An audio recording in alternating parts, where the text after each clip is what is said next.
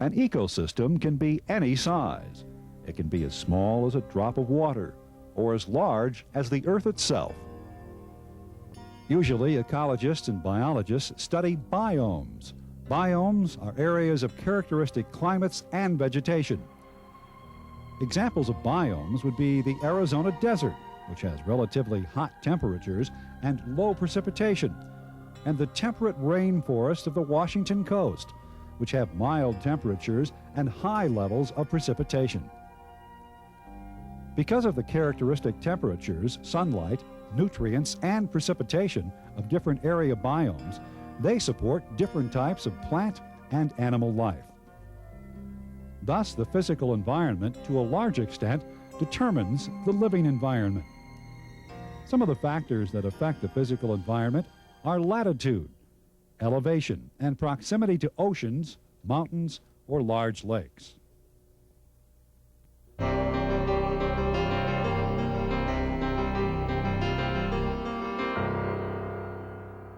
The living part of an ecosystem or biome is called a community. Some of the members of the Arizona desert community are the saguaro and beryl cacti and numerous other types of plant life that require low amounts of moisture and can withstand the extreme desert heat. Various types of reptiles also make this biome their home, such as rattlesnakes and lizards, which are also well adapted to the dry, hot desert biome. On the other hand, the temperate rainforest is made up of trees, ferns, mosses, and fungi that depend on high levels of moisture and moderate temperatures for their survival. The animal life in the temperate rainforest consists of trout and salmon found in rivers and streams, and many amphibians like salamanders that could never survive in the hot, dry desert.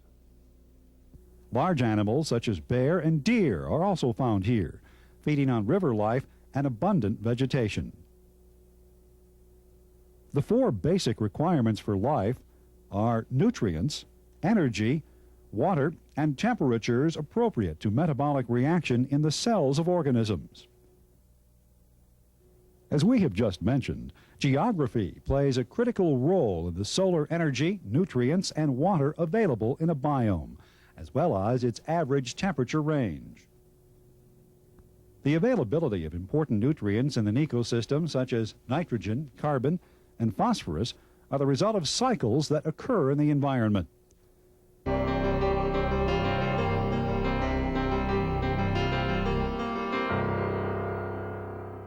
The carbon cycle begins when carbon dioxide gas is captured from the atmosphere by plants in the process of photosynthesis.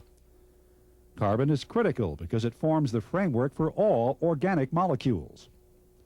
Carbon captured by plants is later passed on to grazing herbivores.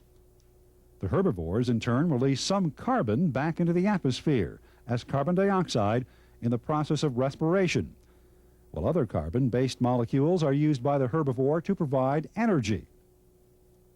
All living things eventually die and are consumed by predators or decomposers. Most of the carbon contained in these dead organisms is returned to the atmosphere as CO2. The carbon in dead or decomposing plant matter is often buried by layers of earth, where eventually pressure and temperature reduce these deposits to fossil fuels such as coal, oil, and natural gas. The energy of prehistoric sunlight is stored in these fossil fuels and is released during their combustion. Carbon monoxide and dioxide are also released to the atmosphere during combustion. Today, there is concern that too much carbon dioxide is being released into the atmosphere through the burning of fossil fuels and the burning of the Earth's great rainforests. Excessive release of carbon dioxide is believed to cause what many scientists refer to as the greenhouse effect. Carbon dioxide in the atmosphere acts like a pane of glass, trapping the sun's energy in the lower atmosphere, where the excess energy can cause global warming to occur.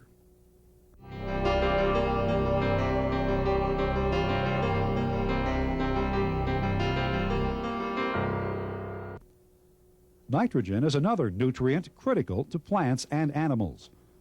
The atmosphere is about 79% nitrogen gas, but neither plants nor animals can use it directly. Rather, it must be supplied to plants in the form of nitrates or ammonia. Certain types of bacteria which live in the root systems of plants provide plants with ammonia, which they then convert into amino acids for the generation of protein. Grazing animals, in turn, obtain amino acids and proteins from plants. Decomposer bacteria recycle ammonia from the amino acids found in dead organisms and the waste of living organisms. The recycled ammonia is used again by plants. Other bacteria convert ammonia into nitrates. Nitrates can be absorbed directly from the soil by plants. Nitrates can also be produced by electrical storms and other forms of combustion that cause nitrogen to react with atmospheric oxygen. In human ecosystems, such as farmland, ammonia and nitrates are supplied by chemical fertilizers or by animal waste.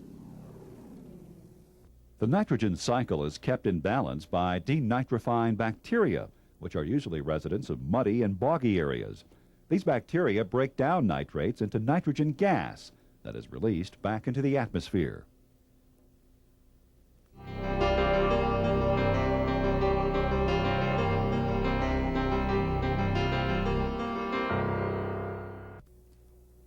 Phosphorus is a critical component of the molecules that compose living organisms, including the energy transfer molecules in the muscle cells of animals.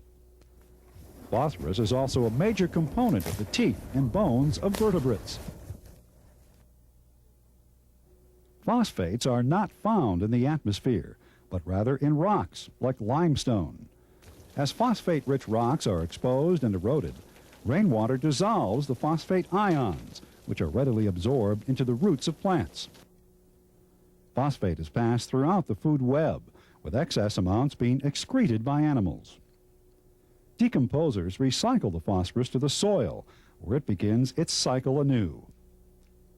Large deposits of guano from seabirds along the coast of South America, along with phosphate-rich rock, provide the phosphorus used in the manufacturing of fertilizer.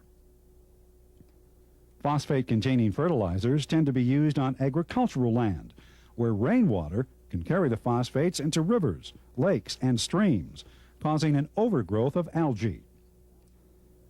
The rapid overgrowth of algae can choke off the growth of other aquatic organisms, causing the body of water to fall into a death cycle known as eutrophication.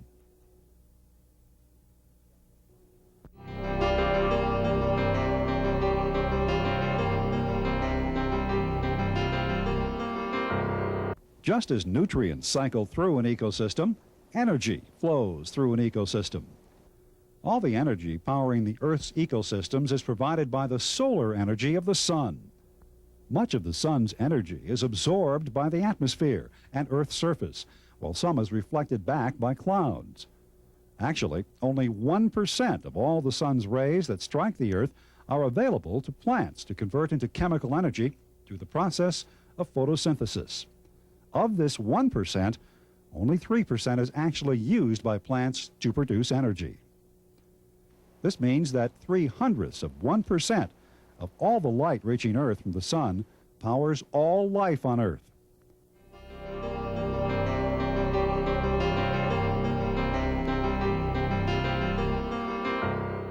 Organisms capable of photosynthesis, such as plants, and certain protists and monarans, are called producers. In any biome, whether it be the desert or a temperate rainforest, there are always more plant producers than animal consumers. As we know from physics, the transfer of energy is rarely totally efficient. And this applies to ecosystems as well. Only 10% of the energy available from plants is actually used by primary consumers. Primary consumers are animals that obtain their energy directly from plants.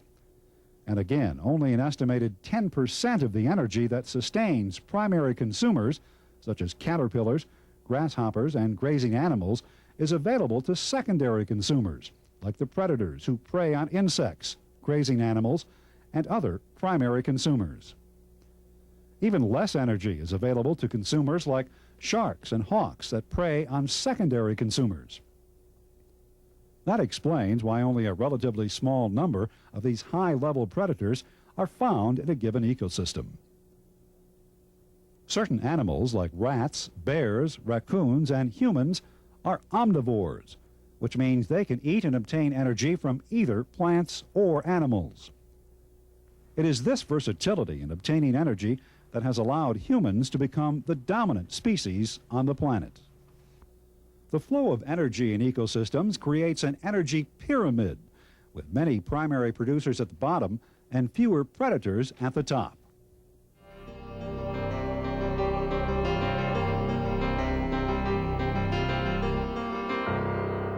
Energy that remains unused by primary and higher-level consumers is consumed by decomposers like bacteria and fungi, and detritus feeders and scavengers like vultures, centipedes, and earthworms. Detritus feeders and scavengers consume dead organic matter, such as fallen leaves and dead animals, in order to extract energy from them. After these organisms extract some of the energy stored within the dead organic matter, they excrete it in a further decomposed state. Decomposers such as fungi and bacteria decompose and extract energy from the wastes of consumers and detritus feeders, as well as directly decomposing dead plants and animals. In some ecosystems, like the deciduous forests, more energy passes through the detritus feeders and decomposers than through the primary, secondary, and higher-level consumers. These organisms are of incredible importance to life on Earth. The wastes of decomposers help provide a nutrient-rich soil for another generation of plants. If decomposers did not exist, eventually all the plants would become buried in waste, run out of nutrients, and plant life would no longer be sustainable. With no plant life, all organisms would become extinct.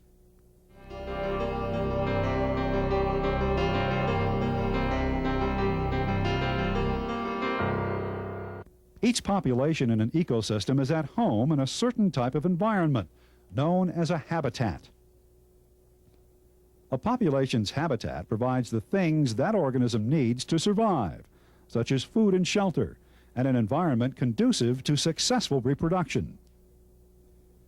Each population has a specific role or function that it performs within the ecosystem, called a niche.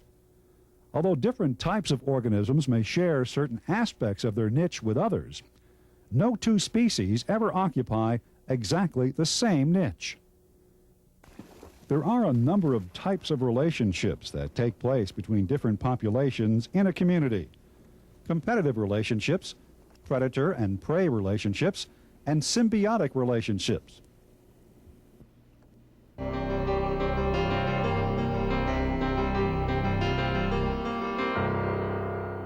One of the reasons that no two species occupy the same ecological niche is largely due to competition. If two species do fill exactly the same role in an ecosystem, one of them is eventually driven into extinction or takes on another role through coevolutionary processes. Coevolution occurs because natural selection favors individuals with fewer competitors. Because of this, competing species develop physical and behavioral adaptations that minimize their competitive interactions. Giraffes, which are extremely tall, fill a rather unique niche on the African plain, where they graze on trees with little or no competition. An example of slightly different niches are the elk and buffalo of Yellowstone National Park. Both populations spend the winter months grazing in the lower elevation valleys of the park. In the summer, the elk go into the high mountains to graze, while the buffalo remain in the grass-covered valleys the entire year.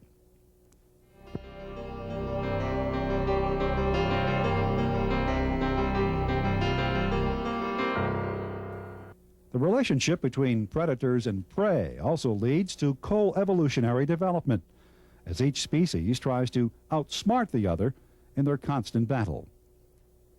Like animal prey, many types of plants try to protect themselves from grazing animals by developing spiny leaves like those of cactus and milkweed, or by storing very distasteful chemicals that cause animals to avoid eating the plant.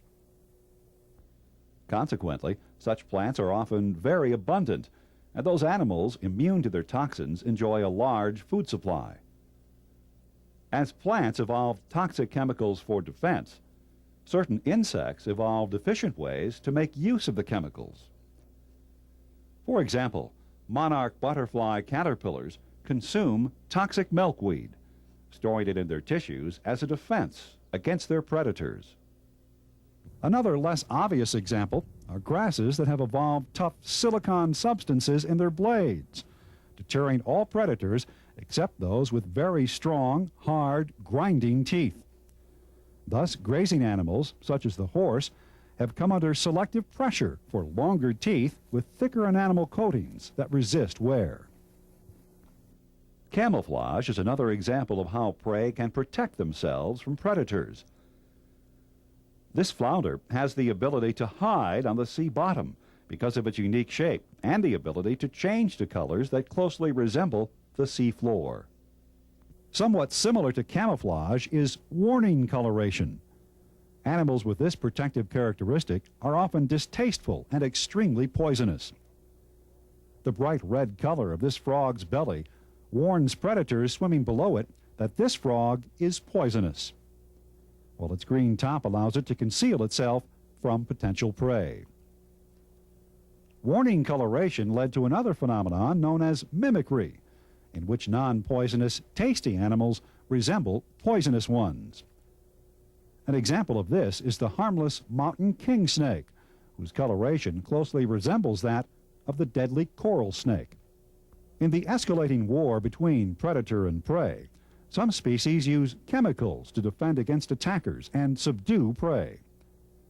The venom of black widow spiders and rattlesnakes, along with some mollusks like squid and octopus, is one example of chemical warfare. Squid and octopus also use chemical smoke screens to disorient their attackers.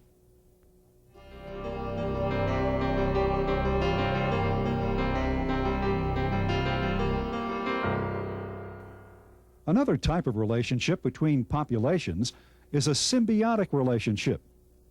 Symbiotic relationships are defined as close interactions between organisms of different species for an extended period of time.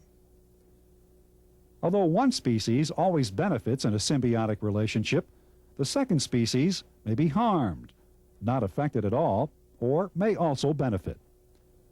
There are three types of symbiotic relationships: parasitism, commensalism, and mutualism. Parasites are very much like predators. However, they are usually much smaller and more numerous than their prey, who are called hosts. Common examples of parasites include ticks, fleas, leeches, as well as viruses and bacteria. These organisms live on or in their hosts, often without killing them. Eel-like lampreys exemplify parasitic behavior. Attaching themselves to fish, they derive nutrients directly from the blood of the host fish. Commensalism is a relationship where one of the organisms benefits while the other is unaffected. An example of commensalism occurs as herds of buffalo graze on grasslands. The buffalo disturb insects dwelling in the grass as they graze. Birds follow the buffalo herds to eat the insects the buffalo dislodge as they graze. The birds benefit from the easy access to insects, while the buffalo are unaffected. Mutualism occurs when two organisms interact in a way that is beneficial to both. An example of this is the relationship that exists between clownfish and sea anemones. Clownfish obtain protection from predators in the stinging tentacles of sea anemones, while the fish provide the sea anemone with occasional bits of food. Another mutually beneficial relationship is between insects and flowers. Bees and other pollinating insects benefit from the high-energy nectar of the flowers, while the plants benefit by not having to produce as much pollen, because the distribution of pollen by insects is much more efficient than its distribution through the wind.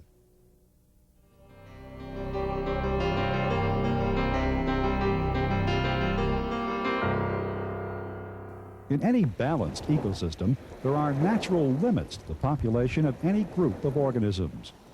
Grazing herbivores have a limited area on which to graze, thus placing a natural limit on the population. In predator-prey relationships, the absolute number of predators is limited by the number of prey within a given ecosystem. The prey's population is limited by the aggressiveness and number of predators. The populations of predators and prey rise and fall in cycles. Initially, as the number of predators goes up, the number of prey goes down. In the long term, as the number of prey go down, the predator population will also go down as they die off due to a lack of food. As the predator population goes down, the prey population begins to go up again. Predator-prey relationships, competition, resource limits, and other factors produce a natural limit to the growth of nearly all species populations.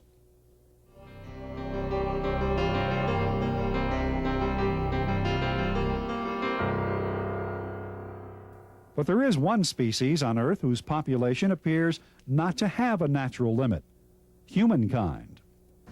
Humankind possesses the ultimate evolutionary device: creativity, the ability to produce or manufacture what it needs to survive and often thrive. Human activity, however, often disrupts other organisms and ecosystems. Industries often destroy vast areas of habitat in order to harvest natural resources like timber and minerals. Other habitats are overrun to provide space for human development and for human trash. Certain types of manufacturing, the production of electrical energy, various household wastes, different types of transportation, and large-scale agricultural production all contribute to the pollution and destruction of the environment. Though we often lose sight of it, the human population is dependent on other organisms for its existence. The various forms of algae in the Earth's oceans and the trees of the Earth's forests provide the oxygen we breathe. The world's oceans provide an abundant harvest for many people, as do the vast agricultural lands of the United States and other countries. A number of animal species, like cattle and pigs, are raised in huge numbers specifically for consumption by humans. The survival of the human race, in other words, is tied to the survival of other organisms that share the Earth with us. It is therefore important for humankind to use its creativity and intelligence to ensure that the Earth's ecosystems and resources are managed in a way that allows life on Earth to continue to thrive for centuries to come.